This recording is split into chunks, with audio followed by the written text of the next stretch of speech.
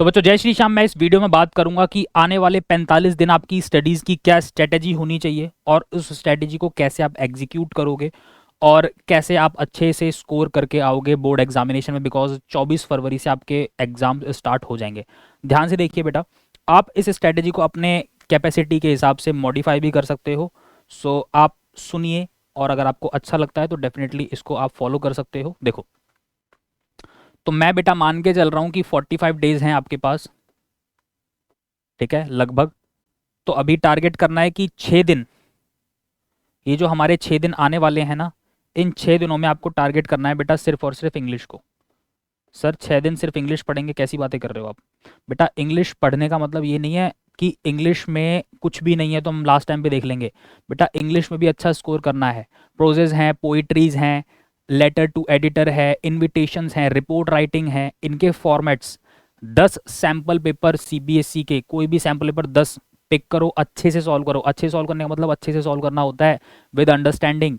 जो भी पोइट्रीज हैं, जो भी स्टोरीज अवेलेबल हैं आपकी बुक्स में, उनको अच्छे से समझोगे, अंडरस्टैंड करके उनको अपनी इलेबोरेटिव वे में उसको लिखोगे, उनके आंसर्स को खुद ही क्रॉस चेक करोगे बाद में, क्योंकि हमें इन 6 दिनों के बाद फिर इंग्लिश को टच भी नहीं करना। उसके बाद फिर सीधा इंग्लिश को देखेंगे बेटा कब? 21 तारीख को। 21 तारीख के बाद 21, 22 और 23, फिर सीधा 24 को आपका पेपर होगा। तो 3 दिन वो मैं घटा रहा हूं यहाँ पर, वो 3 दिन और मैं लास्ट के 3 दिन और मैंने माइनस कर दिए। तो बेटा अब आपके पास ऑल ओवर कितने दिन बच गए? सर 36 दिन बच रहे हैं लगभग, ठीक है। अब मेरे पास 36 डेज बच रहे हैं। तो इंग्लिश पर आने वाले 6 डेज फोकस करो, उसके बाद सीधा इंग्लिश को देखोगे 21 तारीख को। उसके बीच में फिर इंग्लिश को देखने की जरूरत नहीं है, ठीक है। और जो भी आप सॉल्व करके रख लोगे उसको भी उसी टाइम पर देखोगे और बाकी चीजों को रिवाइज भी उसी टाइम पर करना है। अब देखिए ध्यान से, तो अब लगभग आपके पास बच गए हैं 36 डेज। अब इन 36 डेज के कर दो 2 टुकड़े, 18 दिन और 18 दिन। सर ये 18-18 दिन क्या है? ध्यान से सुनो। 18-18 दिन का मतलब ये है बेटा कि इन 18-18 दिनों में दो आपके पास 18-18 दिन के बंचेज आ गए हैं। तो इन दो 18-18 दिनों के ग्रुप में आप क्या करोगे? एक प्रैक्टिकल के साथ कोई एक थ्योरी सब्जेक्ट, एक प्रैक्टिकल के साथ कोई एक थ्योरी सब्जेक्ट। माना कि आपने मैथमेटिक्स उठाया, सो मैथमेटिक्स के अंदर इंपॉर्टेंट 60 मार्क्स के लिए जो रेलिवेंट टॉपिक्स हैं मैंने ऑलरेडी आपको बता रखे हैं, वीडियोस आप चेक कर सकते हो, ठीक है। लाइव काउंसलिंग सेशन के अंदर भी मैंने डिस्कस किया था। 60 मार्क्स की वेटेज के अंदर जो भी रेलिवेंट टॉपिक्स हैं उनको आप टारगेट करोगे, साथ में एक थ्योरी सब्जेक्ट। इकोनॉमिक्स स्टार्ट कर सकते हो, फिजिकल एजुकेशन स्कूल में देखिए फिजिकल एजुकेशन के रिगार्डिंग क्या गाइडेंस आपको मिल रही है। अकॉर्डिंगली जिसका फिजिकल एजुकेशन है वो फिजिकल एजुकेशन पिक कर सकता है, और साथ में इकोनॉमिक्स। चाहो तो फिजिकल एजुकेशन इकोनॉमिक्स दोनों साथ में भी रख सकते हो। तो कहने का मतलब है एक प्रैक्टिकल के साथ एक थ्योरी, ओके।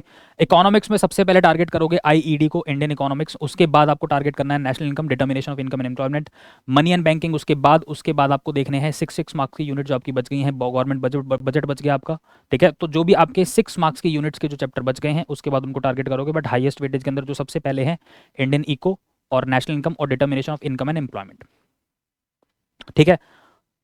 उसके बाद इकोनॉमिक्स हो जाती है। उसके बाद फिर नेक्स्ट जो आपके पास 18 दिन बचेंगे उसमें फिर से आप उठाएंगे अकाउंट्स के साथ बिजनेस स्टडी या इन्फॉर्मेटिव प्रैक्टिस, जो भी आपको रेलिवेंट लगता है। इन्फॉर्मेटिव प्रैक्टिस या बीएसटी, या चाहो तो दोनों भी साथ में ले सकते हो। सैम्पल पेपर सॉल्व करने हैं, अकाउंट्स के अंदर टारगेट करो, पार्टनरशिप को सबसे पहले अच्छे से करना है। उसके बाद accounting for companies and cash flow, इन तीनों यूनिट्स को बहुत अच्छे से स्ट्रॉन्ग करने की जरूरत है। बिजनेस स्टडी के अंदर इंपॉर्टेंट चैप्टर्स के अंदर इंपॉर्टेंट टॉपिक कौन से हैं उसके लिए वीडियो की लिंक आपको डिस्क्रिप्शन में मिल जाएगी। इकोनॉमिक्स की भी, बिजनेस स्टडी की और अकाउंट्स की, ठीक है। अकाउंट्स के अंदर क्या क्या रेलिवेंट है वहाँ पर भी मैंने डिस्कस किया हुआ है। सो मेक श्योर उन वीडियोस को जाकर देखो। जो रेलिवेंट चीज़ें हैं उनको सबसे पहले टारगेट करो, और मेक श्योर एक प्रैक्टिकल के साथ एक थ्योरी सब्जेक्ट रखना है, ओके। और मैथमेटिक्स को मत छोड़ना, मेरा यही कहना रहेगा, because mathematics is the only subject that needs practice. So mathematics को आप कंसिस्टेंटली रखो, चाहे 1 या 2 घंटे डेली पढ़ो, बट कुछ ना कुछ मैथमेटिक्स का पढ़ते रहना। ऐसा ना हो कि लंबे गैप के लिए मैथमेटिक्स अगर आपने छोड़ दिया तो लास्ट टाइम पे बड़ा प्रॉब्लम क्रिएट कर सकता है। तो ये था मेरी तरफ से थोड़ा सा सपोर्ट, बाकी आप अपनी कैपेसिटी के हिसाब से इसको फर्दर मॉडिफाइड कर सकते हो, ठीक है। So thank you so much and जय श्री श्याम।